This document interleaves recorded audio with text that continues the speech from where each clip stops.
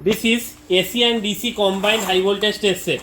Here you can see this is the input voltage 230 volt single phase duty intermittent 1 mesh witness test for cooling air natural cooled, and here in AC side the voltage is 70 kV AC with a capacity of 100 milliampere in HV side, and for DC the voltage is 0 to 80 kV DC and capacity is 20 milliampere maximum, and this is manufactured by SB Electrotech Kolkata. तो यहाँ पे हम देख सकते हैं ये main control unit है. तो इस कंट्रोल यूनिट में यहाँ पे मेंस ऑन का स्विच है, ये मेन स्विच है. इसके बाद बगल में ये AC DC सिलेक्शन का स्विच है. यहाँ पे हम AC या DC कोई भी हाई वोल्टेज सिलेक्ट कर सकते हैं. और यहाँ पे मेंस ऑन इंडिकेशन लैंप, ये HT on indication lamp, HT on HT of दोनों का पुश बटन है. ये 4 बेसिकली मीटर्स है यहाँ पे डिस्प्ले के तौर पे. यहाँ पे ये केवी मीटर, ये मिलियम मीटर AC के लिए, और यहाँ पे KV meter and milliammeter for DC high voltage. ये AC के लिए ट्रिपिंग करंट का सिलेक्शन है 25, 50 और 100 मिली एम्पियर, और ये मेमोरी पुश बटन है फॉर AC हाई वोल्टेज केवी के लिए. और ये वेरिएबल ऑटो ट्रांसफार्मर है जिससे हम लोग वोल्टेज को बढ़ाएंगे या फिर घटाएंगे. और ये प्रोटेक्शन के लिए एक फ्यूज़ दिया हुआ है इसमें. ये इसका मेन ट्रांसफार्मर यूनिट है, ये हाई वोल्टेज ट्रांसफार्मर है. और इसके साथ ये अटैचमेंट्स लगा के ये टोटली AC से DC कन्वर्ट हो रहा है वोल्टेज. तो यहाँ पे आप देख सकते हैं यहाँ पे L1 L2 V तीनों टर्मिनल्स दिख रहा है. L1 L2 V को हमें कनेक्ट करना है. जो हमारा कंट्रोल यूनिट है उसका राइट हैंड साइड में L1 L2 V टर्मिनल है.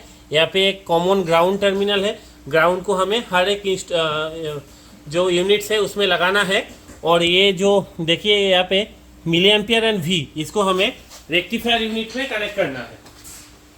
तो यहाँ पे मिली एम्पियर और V में हमें कनेक्ट करना है. और फॉर DC हमें कनेक्शंस करना है ऐसे. यहाँ पे एक के साथ एक लगाना है, AC HV बुशिंग जाएगा ये ट्रांसफार्मर के ऊपर. उसके बाद दो के साथ दो लगाना है. डायोड बैंक का 2 जो पोजीशन है उसको लगाना है यहाँ पे. और 3 नंबर पोजीशन के साथ कैपेसिटर बैंक का 3 नंबर यहाँ पे लगाना है. और कैपेसिटर बैंक का उल्टा साइड पे 4 नंबर लगाया हुआ है, उसके साथ 4 कनेक्ट होगा. और इधर पे जो रेजिस्टेंस बैंक है उसका 5 कनेक्ट होगा नीचे, और उसका ऊपर में है 3 प्राइम, क्योंकि ये दोनों शॉर्टेड है तो उसके लिए 3 एंड 3 प्राइम. 3 प्राइम के साथ 3 प्राइम शॉर्ट लगाएंगे. DC HV बुशिंग के ऊपर से हमें DC हाई वोल्टेज मिलेगा. तो अभी हम लोग DC हाई वोल्टेज टेस्टिंग करेंगे. तो पहले क्या करेंगे, पहले ये वाला स्विच को ऑन करेंगे और इसको DC पोजीशन में देंगे सिलेक्टर को. उसके बाद पहले इंश्योर करेंगे ये जो डिमर है ये 0 पोजीशन में है, तो एंटी क्लॉकवाइज घुमाएंगे और टच होगा तो फिर पता चलेगा 0 है, फिर ही ऑन होगा. या अगर थोड़ा सा भी बड़ा रहे तो ऑन नहीं होगा DC सर्किट, तो DC या ऐसी कोई भी साइड. तो इसको 0 करने के बाद हम लोग इसको ऑन कर सकते हैं. तो ऑन करने के बाद धीरे धीरे वोल्टेज उठाएंगे. तो यहाँ पे आप वोल्टेज देख सकते हैं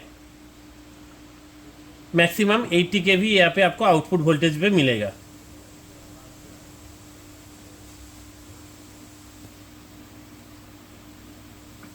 यहाँ पे आप देख सकते हैं 80 kV हमें मिला है. ये फॉर टेस्टिंग ऑब्जेक्ट, जब कोई आइटम टेस्ट होगा तब यहाँ पे लीकेज करंट में लीकेज करंट शो होगा लीकेज करंट मीटर में. अभी यहाँ पे कुछ टेस्टिंग नहीं हो रहा है, उसके लिए लीकेज करंट भी कुछ शो नहीं होगा. तो यहाँ पे आप देख सकते हैं. तो ये वोल्टेज आफ्टर टेस्टिंग डन, इस वोल्टेज को हमें पहले इसको उल्टा घुमा के एंटी क्लॉकवाइज घुमा के 0 करना पड़ेगा. तो ऐसे हम लोग घुमा के इसको 0 करेंगे और टेस्टिंग को कंप्लीट करने के लिए इसको HT को ऑफ करेंगे. और उसके बाद हम लोग ये दोनों को ही ऑफ पोजीशन में डाल देंगे. और सबसे ज़रूरी बात, अभी हमें डिस्चार्ज करना है. तो अभी हमें सबसे ज़रूरी चीज़ डिस्चार्ज करना है हाई वोल्टेज को. तो ये वाला जो स्टिक दिया हुआ है इसके साथ डिस्चार्ज रॉड, इसको ऐसे पहले लगाना है ये वाला पोजीशन के साथ, और उसके बाद यहाँ पे लगाना है.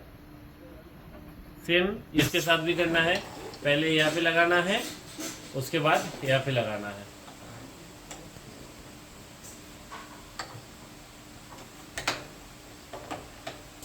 तो ऐसे डिस्चार्ज कंप्लीट हो गया. तो ये था DC हाई वोल्टेज का टेस्टिंग. अभी इसके बाद हम लोग AC हाई वोल्टेज का टेस्टिंग करेंगे. तो अभी हम लोग एसी हाई वोल्टेज टेस्टिंग करेंगे।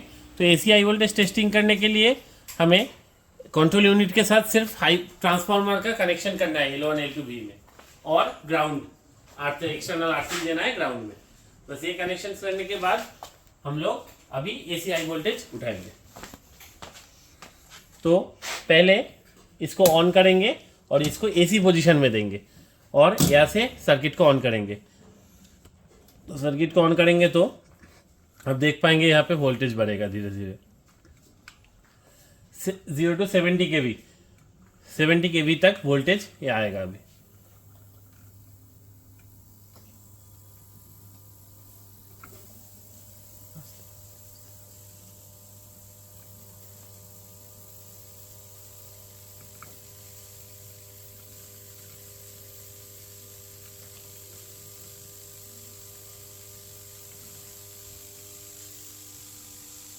यहाँ पे अभी 70 kV वोल्टेज आ गया है।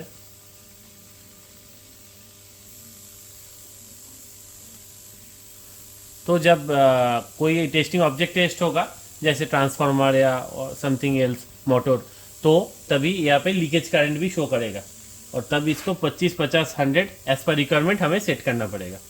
तो ये टेस्टिंग के टाइम में अगर टेस्टिंग ऑब्जेक्ट फेल हो गया, अगर ठीक है तो कोई प्रॉब्लम नहीं है, हमको धीरे धीरे एंटी क्लॉकवाइज घुमा के इसको जीरो करना पड़ेगा। लेकिन अगर टेस्टिंग ऑब्जेक्ट फेल हो गया तो फिर मेमोरी में हम लोग चेक कर सकते हैं मेमोरी पुश बटन को प्रेस करके। तो सपोज ये 25 kV में कोई टेस्टिंग ऑब्जेक्ट फेल हुआ है, सपोज 25 kV में कोई टेस्टिंग ऑब्जेक्ट जो भी टेस्ट हो रहा है वो फेल हुआ है, तो ये ऑटोमेटिकली हाई वोल्टेज को ट्रिप कर देगा। तो सपोज ये HT को अचानक से ऑफ हो जाएगा। तो ऑफ हो जाने के बाद हम लोगों को देखना पड़ेगा कितना केवी में ट्रिप हुआ है। तो तभी हम लोग मेमोरी पुश बटन को प्रेस करके वोल्टेज को देखेंगे एग्जैक्टली कितना वोल्टेज में ट्रिप किया है। तो अब देखिए ये एग्जैक्टली इस वोल्टेज में ये ट्रिप किया है। तो ये था इसका एसी हाई वोल्टेज का टेस्टिंग। तो टेस्टिंग हो जाने के बाद हम लोग वेरिएक को ज़ीरो करेंगे और इसको ऑफ करके किट को ऐसे ऑफ कर देंगे। एसी में हमें डिस्चार्ज नहीं करना है क्योंकि एसी में ऑटोमेटिकली ग्राउंड हो जाता है, तो डीसी में ओनली डिस्चार्ज हमें करना पड़ेगा।